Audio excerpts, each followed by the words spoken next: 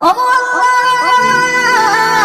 ওগো মালিক, তুমি ছাড়া তো আমাদের আর কেউ নাই, তুমি ছাড়া তো আমার আর কেউ নাই। আল্লাহ গো, তুমি যদি মাফ না করো কে আমাকে মাফ করবে? তুমি যদি মাফ না করো কে আমাকে মাফ করবে? তুমি যদি আমাকে মাফ করো তাহলে তোমার কোনো দিকে কমবে না, তুমি যদি আমাকে মাফ না করো তোমার কোনো দিকে বাড়বে না। আল্লাহ গো, তুমি আমাকে মাফ করে দাও। সারাটা জীবন অন্যায় কাজ করেছি, সারাটা জীবন নাফরমানি করেছি, আমার কাছে কালেমার দাওয়াত কম আসে নাই, আমার কাছে কালেমার দাওয়াত কম আসে নাই, আমাকে লোকেরা কম বোঝায় নাই। ও আল্লাহ, তুমি আমাকে মাফ করে দাও। মাফ না করলে কোথায় যাব, কার কাছে যাব?